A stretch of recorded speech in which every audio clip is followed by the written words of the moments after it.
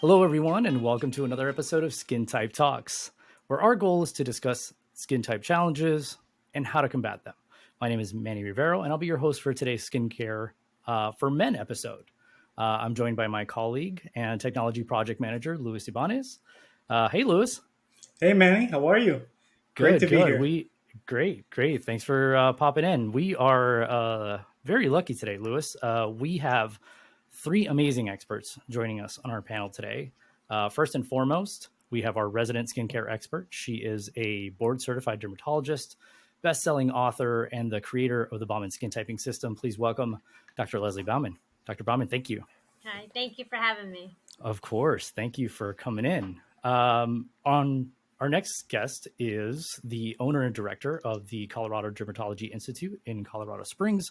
He's also a board certified dermatologist, an author, and served as a first reconnaissance battalion surgeon in the United States Marine Corps. Please welcome Dr. Reagan Anderson. Dr. Anderson, thank you. Thank you. Glad to be here. Hello, Dr. Anderson. Hello. All right. And last but not least, my next guest is also a board certified dermatologist and owner of the Galt Dermatology First, which is the first direct care dermatology practice in South Florida. And not to mention a former NASA engineer. Please welcome Dr. Miguel Villagota. Hi, thanks everyone. Glad to be here. Thanks for coming in, Dr. Villagota. We are certainly, I take a look at this resume and it makes you kind of, walking among giants right now somehow, I feel very little right now, Manny. Yeah, exactly. I need to update my resume. I'm a very short man, so yeah. Oh, not as short as me. Anyway, so we are actually talking today about skincare for men, and there's a specific reason for that, and a specific reason why I'm hosting as opposed to our normal host. It is June, and June is Men's Health Month.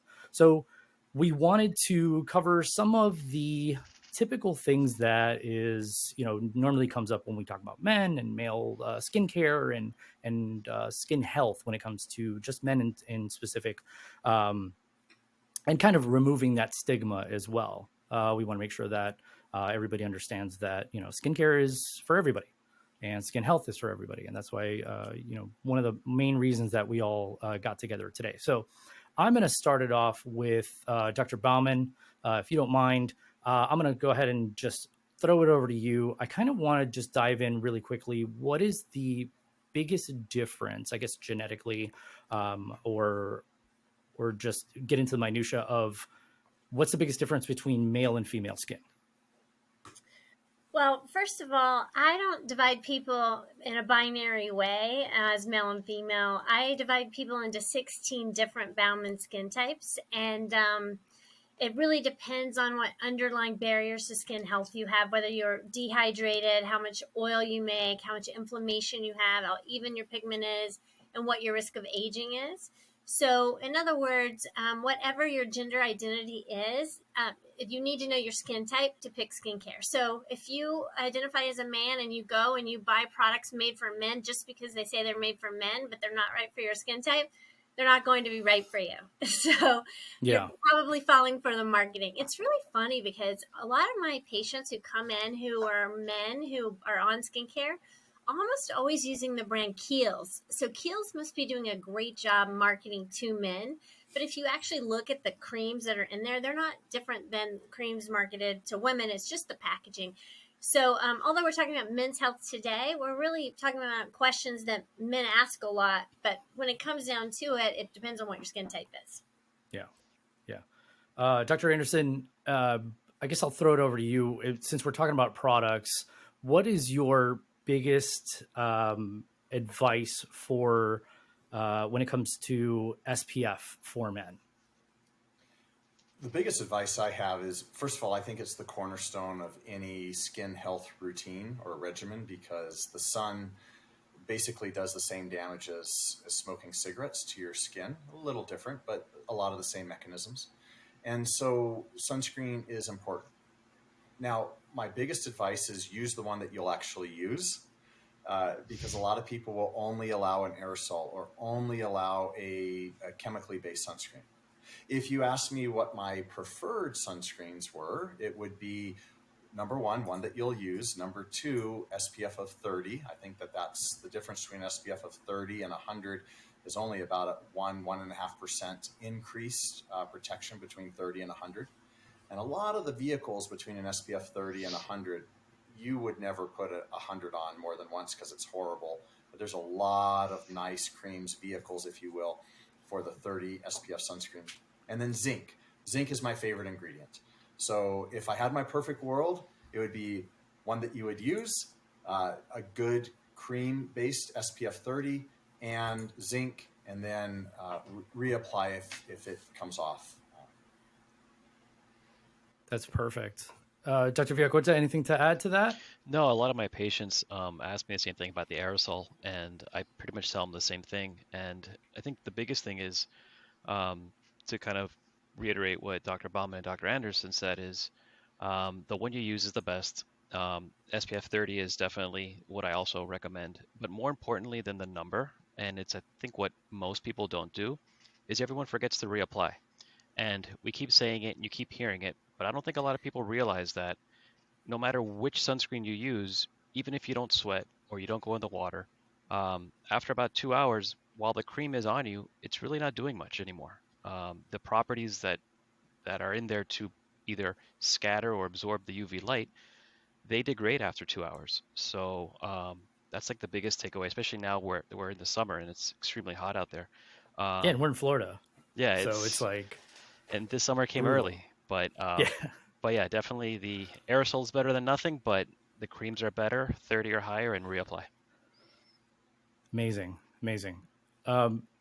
Baumann, I'm going to jump back to you. What about some, I guess from your experience in the years and years of you've been doing this, some common skincare questions that you have had in the past or have had currently from some of your male patients? Well, the ones that are hard for me to answer are the shaving ones, since I don't have a beard and That's I a don't good shave one. my Yeah. beard. Yeah, so I would love to get advice from the other two dermatologists on when people get a razor rash. It looks to me like it's either acne or it's an allergic reaction to something or ingrown hairs, or there's this other seborrheic dermatitis looking thing they get. How do you treat all those different things, and what kind of advice do you give your patients with that? I would love help with that. Yeah, let's jump into that. I'm always, of course, concerned with beard care and shaving. So any advice that you guys can throw at us bearded men, please, or non-bearded men, for the guys that are constantly shaving over and over, throw it at us. I'll give it to you, Dr. Villagota. So when it comes to shaving, I think a lot of people there's a lot of marketing for the razors that have 4 or 5, 6, God knows 20 different razors. Yeah. No, like the blades that they put on it. The blades. Yeah, exactly. And sometimes that can just give you too close of a shave. And while a lot of times we hear we want the closest shave, that may give you a little bit of or too much irritation, or your skin might be one of the sensitive skin types, and maybe you can't have so many blades on your razor. So a lot of times those patients may have to switch to one that has either just 1 or 2 blades, and maybe that can help. Other things too is a lot of people also they don't clean the razor. Men, and I'm generalizing, but typically we don't clean it as much as some other people, but that can have bacteria, and that can if you don't dry it off completely, then that can harbor more bacteria, and that can lead to some of the issues that some patients experience as well. A few other skin tips I've told my patients. A lot of people they don't moisturize their beard, or they soften the beard prior to shaving, and that can soften the hairs and again lead to a better shave and with less irritation. So those are some of the tips that I like to share with my patients who shave. Yeah. And definitely I learned a long time ago, keep the razor out of the shower. Yes. It's never going to get dry. Just do it in the sink. It's just easier that way. What about you, Dr. Anderson? Any tips or tricks for us? So everything that both of you have just said. I actually do shave at the end of the shower. So I will bring the razor into the shower and shave at the end, because you do want your beard to be moist, and into the shower is best. And usually people aren't having scalding hot water in the shower, because a lot of people are just, you can get in the sink and you can make that so hot, and then that causes all sorts of irritation for your skin. I see a lot of people pulling their skin tight and then going against the grain. And what that does is it gets a very close shave. But when you stop stretching the skin, the hair follicle will actually go down beneath the surface of the skin. And then that's where the hair can actually twist and turn inside. And then you get the bumps. So I agree that you only need, 2, maybe 3 blades on your razor. Into the shower, go with the grain, and you have to have a good product when you're shaving, right? So don't just do it dry with water, and hack away at it. I'll never forget, I was at a friend's house, and he always had cuts all over himself. And I finally said, Simon, like, what are you doing? It looks like you're in a bloodbath every time. So I walk into the bathroom with him, and he's shaving, and he's hacking away like he's trying to chop a tree down. And so I was just like, dude, who taught you how to shave? So long, smooth, with the grain.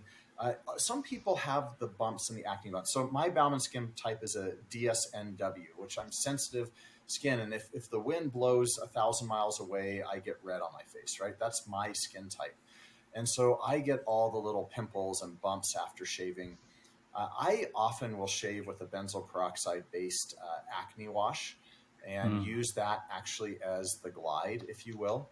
And that really cuts down on how much of the bumps that I get.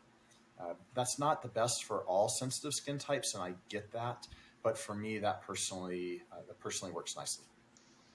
Yeah, that's a good point. I'm actually a number 8 of the OSNW, and I shave with the creamy cleanser that we make with Xeraphyte, and it's fantastic. It is, I finish, washing my face at the end of the day, and I just put a little bit more and shave, and I'm good to go. So I'm not putting on extra, products or soaps or anything like that. So it's fantastic. It's fantastic. That's wonderful advice. That's incredible advice. Lewis, I haven't brought you in yet as our resident guy's guy, or resident everyman. Is there anything you want to ask our experts? Yeah, you forgot a resident what not to do. Okay. Yeah. So I actually had a couple of questions. Now, these two topics are very interesting because, I really never know. So I work inside, right? But I have this window over here. Am I supposed to wear sunscreen? I'm technically inside. The sun is not directly hitting me. How does that really work, right? Is it the reflection that's giving me the UVs that are damaging my skin, or how does that work? Again, I guess anybody can answer that question. Yeah, I'll let anybody jump in on that one.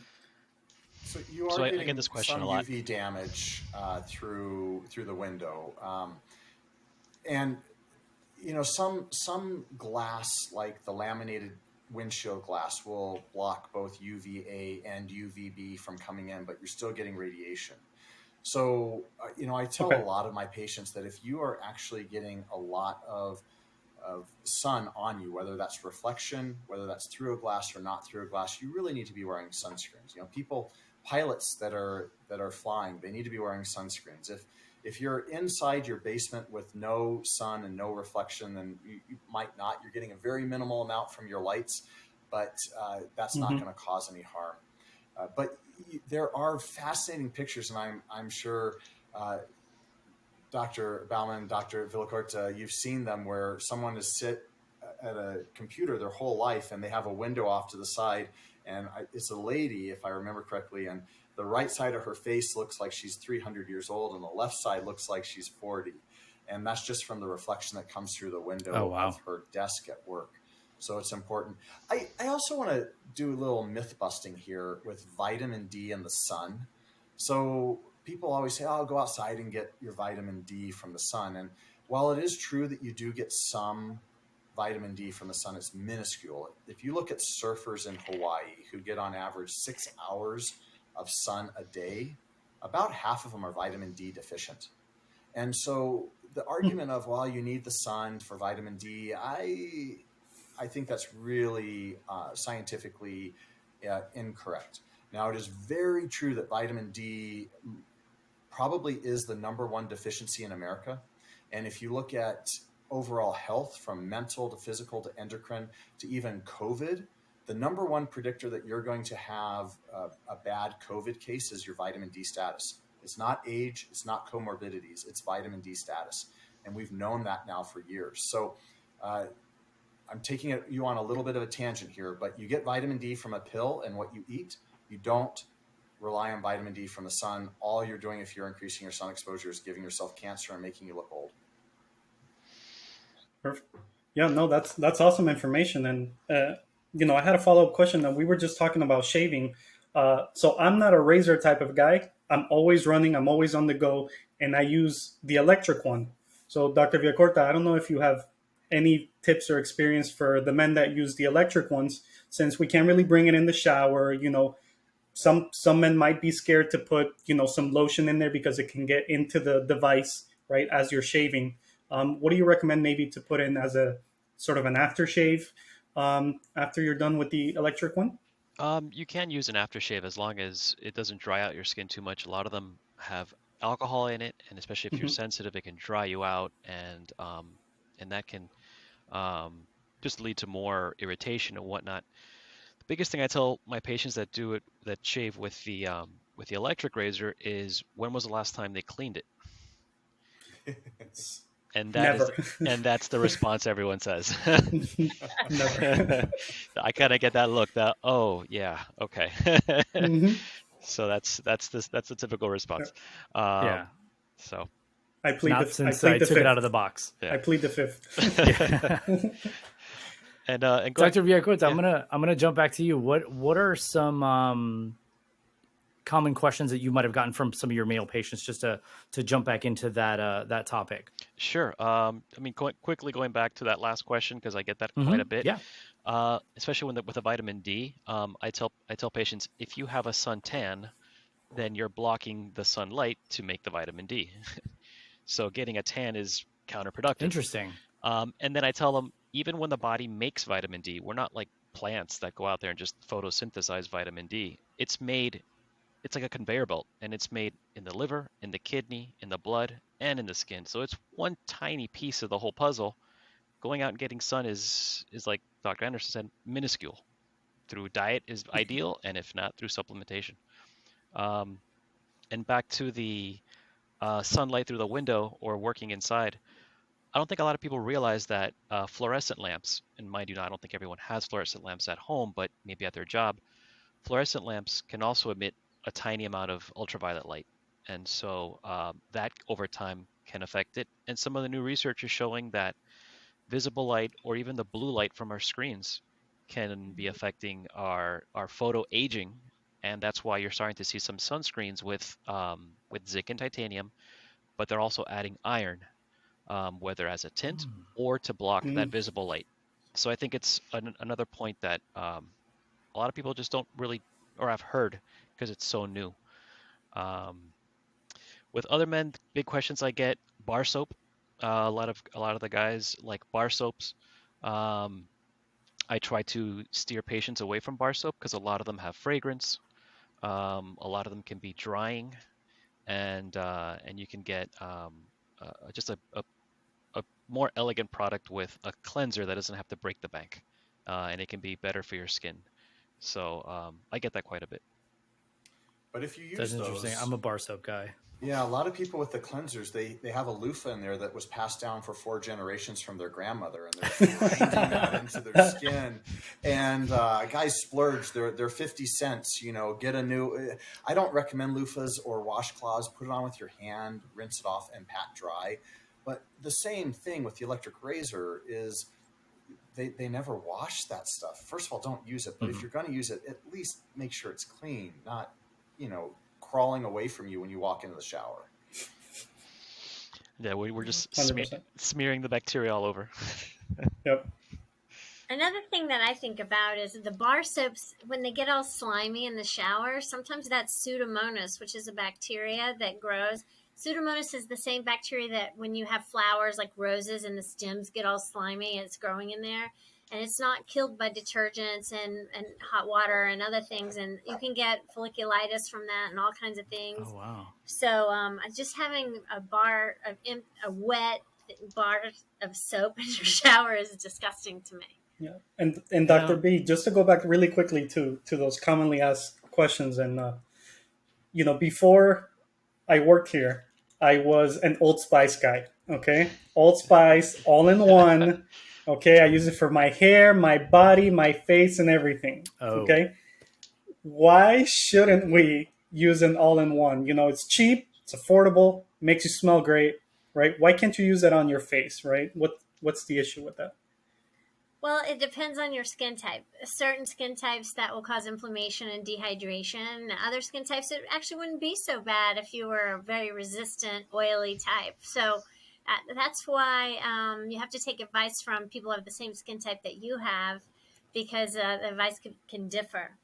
But a lot of people would do what you said one time and have. I mean, I bet Dr. Anderson can't do that. We're so sensitive. We're both DS and W skin types. I would I have a got rash red in just one thinking second. about it. Dr. Villagota, what is your skin type? I'm ORNW, so I'm one of the few that I could do that. Oh, And yeah. and that's why you see me quiet over here on that one. Yeah, I'm guilty. he can use a car wash and he's fine. Oh, that's how you get the shine on your face, right? Yeah, Um, you have one of the best skin types. al- That's interesting that you went into almost. dermatology and you have easy skin. Yeah. I mean, remember, I took it the long way around here. Mhm. So I went from engineering the space shuttle to people's skin. So that's a walk. That's a heck of a walk. Yep. You know, All right. skincare is going to be very interesting in NASA and as more space travel, because you get so much ultraviolet when you're in the atmosphere, so and outside of our atmosphere. So we're going to see a lot of interesting developments as the space travel becomes more common. I mean, it's if you really want to get into that. I mean, not only just that, but even all the different radiation That's what I that was the going to say. The cosmonauts get. ultraviolet radiation has got to be insane. Even cosmic rays. I mean, even Yeah. pilots and flight attendants tend to age more, or they experience more dryness because of the aircraft and just closer proximity to the sun. You talking about the cosmonauts, I mean, that just goes up exponential. And then even with skincare, there are people working on how to design these products so that our astronauts can bathe and go through their skincare routine without it going into all the electronics of the space station. Oh So wow, that's right. it's even just all that technology, which that's a whole other world in of itself. So Okay, I got to Oh, ask I a So hadn't thought question. about that. yeah, So, I mean, so when you're up in the space station, and this is off topic, but I have to ask. So when you're up in the space station, we lose millions of skin cells a day. Do the filters? Can you actually see buildup of skin on the filters up there? there's it's not said much, but the space station has a really unique smell. oh. And I think it's just a lot of humans living in close quarters, and they do try Mhm. to clean it. They do the best they can, but I mean, I was at NASA 20 years ago, and one of the missions was the airlock to go up there. That's been going around the Earth for over 2 decades, and Wow. so that's why I think they're decommissioning it in the next coming years, unfortunately. Wow. But yeah, that's everywhere. Hmm. Oh my Yeah. gosh, we're I all in mean, shock. humans just living here in close proximity is like a frat house. I'm sure it smells like, but up there it's got to be. I I'm mean, you're just talking about year at a time. Yeah. I have two sons. They're 23 and 20, and a husband. And I'm just thinking, oh, well, I wouldn't want to be the only woman on the space shuttle with all the men. It happens. Sorry, man. I already That's have that at my house. That's incredible. But yeah, I I mean, just imagine. I actually don't know how they do it, but imagine just shaving on the space station. oh, I can't. I would just grow a beard. You know, Can you just grow a beard like just like a big like burly beard, or will that come off and get into the instruments, or like? I'm not 100% sure on that one. Yeah. I would bet they can't, because in the military, when I was with the Marine Corps, one of the reasons you had to be clean shaved is if you had to put a gas mask on, that you could have a tight Yep. Oh, that's seal. true. Yeah. So if you're up in space and there was something where you actually had to, some compromise, and you had to have oxygen instantly, I think you'd have to be fairly clean shaved for that.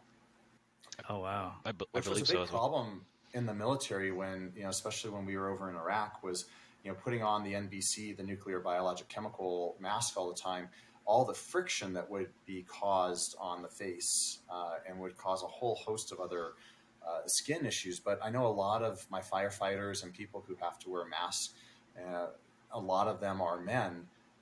They have to find ways of treating that. And honestly, the best thing for them is to get them on good products that are appropriate for their individual skin. Because if they're using stuff that is inflammatory or dehydrating or any of these sorts of things, and then they go into the extreme work environments, it's a recipe for disaster. That brings up COVID masks. I saw so many people get rosacea flares or different kinds of dermatitis from their COVID masks. Did you guys see that too? Oh, yeah. I saw tons of it. Everybody with sebderm and just they're stressed out, so they're flaky, and then the mask and all the rosacea. I mean, What do you tell them to do? we try to help them the best they can. Some of them it's tough because they're doctors and nurses, and they have to wear the mask at work, 12-hour shifts, and those are the challenging ones. Others, it's just education of what's happening, right prescriptions and right products. It's kind of a combination, and we just try to manage it the best we can. I think some people are allergic to the formaldehyde in the paper mask, so when they change to a cloth mask, they do a little better. But of course, nurses and doctors can't do that. But also, all the bacteria from your mouth that stays in the mask, there is a acne spray called Element 47, and if people spray that inside their mask, we saw that they got a lot better because it kept the bacteria from growing and living inside the mask. I think that oral health is also a huge part of this topic, Dr. Baumann. A lot of people, you've developed your Baumann skin type for the outside, but I don't think you've done it for mouthwashes yet. But, the same skin that you have on the outside of that you can see is the same skin that's inside your mouth, except for -1 layer, basically. And so people, if you're one of these sensitive skin types like I am, like Dr. Baumann is, I would really highly recommend you not use alcohol-based mouthwashes and harsh toothpaste. So you need to do gentle stuff. I mean, the amount of damage that you can do with a very harsh mouthwash in terms of destroying the normal flora of your oral cavity, as well as just the inflammation that it causes. If I do a Listerine inside, I am beet red on the outside. And if that tells you anything, it should tell you that you probably shouldn't be using that. Some people might be able to get away with it, but most dentists do not like those alcohol-based oral care products either. I never thought about it like that, but I can't use toothpaste that have the whitening formulas in there. I get rosacea or some kind of dermatitis around my mouth. So that is interesting. That's a very good way to think about it.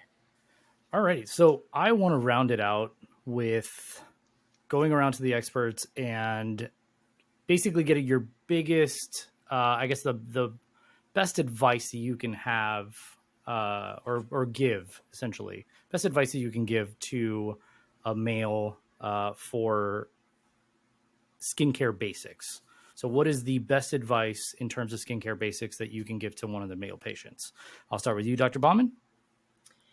Well, it's the same as what I would give any gender: sunscreen every day, probably a retinoid at night. It depends on your skin type. Those are the top two. And then the right cleanser and moisturizer for your skin type. If you do those easy steps, it'll make a huge difference because it prevents aging, prevents uneven skin tone. The key is which ones to get on, but that just depends on your skin type. That's perfect. Dr. Anderson, what about you? Completely agree. Find the products that actually work for you. And Dr. Bauman's luckily done all the work, even for a dermatologist like me. I use her stuff because, well, she can just do it better than I can. So that's number one. But the other thing is sometimes people think that men who do skincare regimens and routines aren't manly somehow. I think that's like saying that it's not manly to take care of yourself, right? Of So course. we're talking about optimal health here, and skin health is just as important as heart health. So if you find the right regimen, your skin will be healthier. It will not age. It will not break down. It will work better. It won't cause you as many problems. You'll be prouder of it. And it doesn't have to be anything crazy. You just have to find the right stuff that works for you. And then you just have to attach it to another habit. And probably we're talking an extra 2 minutes in the morning and 2 minutes in the evening for most days. And if you take care of your skin, it will take care of you. It's perfect. Yeah, you're absolutely right. It's about removing that stigma that is attached to skincare and skin health in general, that it is skin, essentially. You know, it is a male and female. What about you, Dr. Villagota? Yeah, I think that a lot more men are becoming better with it with when it comes to skincare, and they're more interested in how their skin looks and how it reacts to things, their beard health, and even just now with all the video conferencing, I think people are Yeah, slowly starting to come around to that. But my biggest advice would be to bounce off what Dr. Baumann and Dr. Anderson said is keep it simple. Like I said, you don't have to go all out, but like a good cleanser, a good moisturizer, a good sunscreen, and most importantly, being consistent with it, which I think a lot of people struggle with. But it's about creating a simple routine that doesn't have to take away too much time out of your day. And that consistency is where you're really going to see results with the products that are meant for your skin type. you're absolutely right. So many of us can take the time and be consistent in the gym, but can't take an extra 2 minutes out of the day just to have a proper skincare regimen. You're Well, absolutely right. I want to key in on something like that because I think going to the gym is hugely important. But please, before you leave the gym, go to the bathroom and wash your hands well with soap and water. And even if you don't Huge, bring, huge, all right, that's just common sense, right? huge. It's a petri dish out there.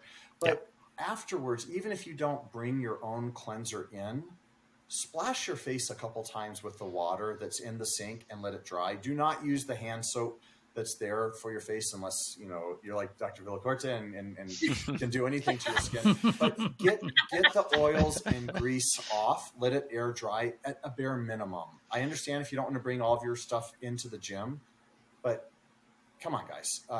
That's no good for it to just dry and stick for the next 10 hours. Yeah.